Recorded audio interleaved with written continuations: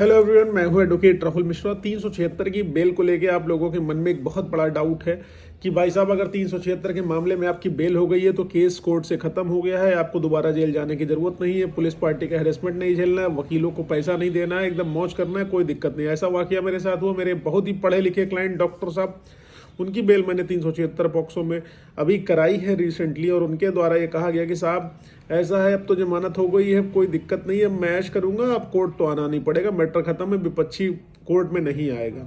ये सारी कंफ्यूजन उनके मन में है। अब डिटेल में बात करता हूँ इस पर। क्या है कि आपको क्या 376 की बेल के बाद आपको कोर्ट में नहीं आना पड़ेगा, कि ये केस नहीं लड़ना पड़ेगा, केस खत्म हो जाएगा, दोबारा जेल नहीं जाना पड़ेगा। ये सारे कंफ्यूजन जो जनरली आम जनता के मन में रहते हैं उसको दूर करता हूँ। लेकिन उससे पहले हर बार की तरह मेरी रिक्वेस्ट है कि अगर आप लोग चैनल पर नए हैं या पहली बार आ रहे हैं या आज तक इसे सब्सक्राइब नहीं किया या अभी तक आपने इसे सब्सक्राइब नहीं किया तो प्लीज़ सब्सक्राइब करना। साथ ही साथ एक हम्बल रिक्वेस्ट और, अगर आप मुझसे पर्सनली मिलना चाहते हो लखनऊ, दिल्ली, इलाहाबाद में, तो आप अपनी अपॉइंटमेंट शेड्यूल कराकर मुझसे मिल सकते हो। नंबर आपको डिस्क्रिप्शन में मिल जाने वाला है। देखिए दोस्तों, सबसे इंपॉर्टेंट बात यहाँ पर यह है कि आप लोगों के मन में आता है कि आपकी जमानत हो गई है तो दोबारा आपको जेल जाना नहीं पड़ेगा। जमानत हो जाने का मतलब केस खत्म है। पहला पॉइंट जो मैंने अपने पास बनाया हुआ है, जिसमें आप लोग कहते हो कि जमानत हो गई है तो केस खत्म हो जाएगा।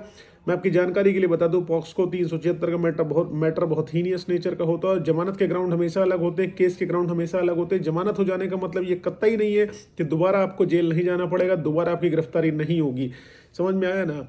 जब आपके ऊपर जो है ट्रायल चलेगा, ट्रायल में अगर ये प्रूफ हो जाएगा कि आप गिल्टी हो, आपके विरुद्ध साक्ष्य मौजूद हैं, तो जज साहब के विवेकाधिकार की शक्ति वो रिलीज करें आपको या ना करें। और जनरली जज साहब रिलीज नहीं करते हैं और आपके विरुद्ध अगर कार्रवाई हो गई, सजा हो गई, तो आपको दोबारा से जेल जाना पड़ेगा। तो पहली कंफ्यूजन कि दोबारा जेल नहीं जाना पड़ेगा, ये मन से निकाल लीजिए। आपको जेल जाना पड़ सकता है दोबारा, इसलिए ट्रायल मजबूती से लड़िए। बहुत सारे लोग सोचते हैं वकील साहब सिर्फ फीस के लिए समझा रहे हैं, लेकिन मैं बता दूं, अगर अपने वकील साहब को आप मैनेज करके नहीं रखोगे सही तरीके से, ट्रायल सही से नहीं लड़ोगे, तो तुम जेल दोबारा चले जाओगे, कोई बचा नहीं सकता है।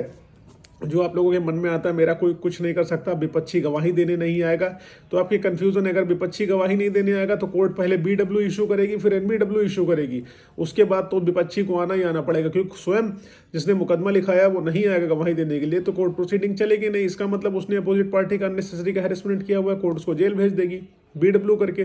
पहले BW फिर NBW, पहले बेलेबल वारंट इशू करेगी, फिर नॉन बेलेबल वारंट इशू करेगी। तो ये कंफ्यूजन अपने मन से निकाल दो कि विपक्षी गवाही देने आपके विरुद्ध कोर्ट अब नहीं आएगा क्योंकि वो आर्थिक रूप से कमजोर है। ये अपने मन से कंफ्यूजन आप दूर कर दीजिए।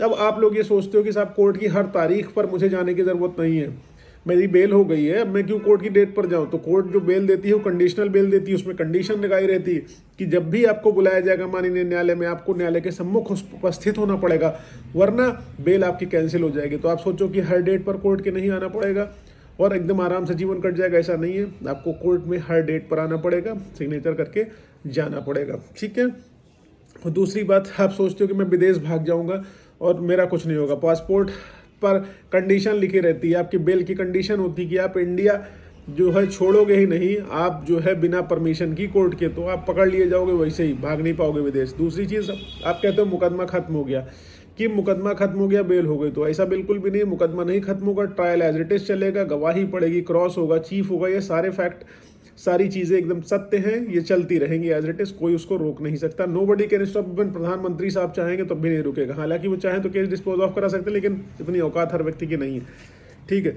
अब आप सोचो कि बेल हो गई, अब सब कुछ खत्म हो गया, नहीं भैया, ट्रायल बचा हुआ है। ट्रायल में ही तो क्लियर पता चलेगा, जहां पे पूरे प्रॉपर मैटर कोर्ट में आ गया, कोर्ट इंक्वायरी कर रहा है कि एक चीज़ की, हर विपक्षी से उसके सबूत, गवाह सब कुछ ले रहा है, आपसे आपके सबूत गवाह ले रहा है, फिर दोनों को एनालाइज कर रहा है, आपके और उसके वकील के आर्ग्यूमेंट सुन रहा है, उसके बाद उस पर फैसला दे रहा है। ट्रायल बचा हुआ है तो कैसे कह दोगे? ट्रायल ही तो है जो आपको सजा देता है। और सबसे एक चीज़ और कंफ्यूजन लोगों के मन में रहती है कि साहब 161-64 तो मैंने अपने पक्ष में करा लिया है मोटा मोटा, अब मुझे सजा नहीं होगी। भाई साहब, चीफ बचा हुआ, 161-64 के ऊपर सजा नहीं होती, चीफ और क्रॉस एग्जामिनेशन के उस बेसिस पर सजा होती कि चीफ में लड़की ने क्या कहा है, क्रॉस में लड़की ने क्या कहा है, उसके बेसिस पर सजा होती है। तो ये गलती ना करो अपने मन में कि 161-64 लाइट है, कुछ नहीं होगा, ठीक है।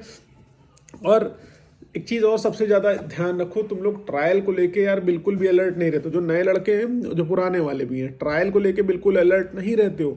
इसलिए नहीं रहते हो कि साहब अब कुछ नहीं होगा, सब चलता रहेगा, लंबा खींचेगा, स्पीडी ट्रायल होता है, ठीक है, अगर स्पीडी ट्रायल की एप्लीकेशन पड़ गई तो 6-7 महीने में ट्रायल कंक्लूड करके तुमको सजा दे दी जाएगी, जेल चले जाओगे। ट्रायल को बहुत सीरियसली लो और अपने वकील साहब को भी सीरियसली लेना, जो तुमको समझा रहे हैं, जो तुम्हारी मदद उस समय कर रहे हैं। भले वो तुमसे पैसे ले रहे हैं, इसमें कोई दो राय नहीं, क्योंकि घर ऐसे नहीं चलता उनका भी, लेकिन वो तुम्हारे भले के लिए तुमको ट्रायल लड़ने के लिए कहते हैं। कभी कभी ऐसी परिस्थितियां आती है, हम लोग अपने क्लाइंट को कोई चीज़ समझाते हैं और उसके भले में कहते हैं कि भैया तुम ऐसे ऐसे कर लो, और हम सच में उसका भला करना चाह रहे होते हैं, लेकिन वो इतना भागा होता है कि हमारी बात नहीं बनता है, उसके एकदम एडवर्स चीज़ें करता है, तो बाद में वो बुरी तरीके से भोगता है। तो इसलिए 376 का मैटर, पॉक्सो के मैटर में चीज़ों को लाइटली मत लो। हाँ, झूठी FIR रजिस्टर हो तो भैया तुरंत क्वेश्चनिंग में जाना, मैं इमीडिएटली कह रहा हूँ, और इससे इमीडिएट बचने की कोशिश करना, जितना हो सके गिरफ्तारी से बच जाओ। इसीलिए मैं आप लोगों को बोल रहा हूँ कि तुरंत क्वेश्चनिंग में आओ, चीज़ें अपनी संभालो, सही करो। उम्मीद है जानकारी पसंद आई, समझ में। अगर ऐसा कुछ है तो वीडियो को लाइक शेयर सब्सक्राइब करना। फेसबुक, इंस्टाग्राम, ट्विटर पर नहीं फॉलो किया तो वहाँ फॉलो करो। जय हिंद।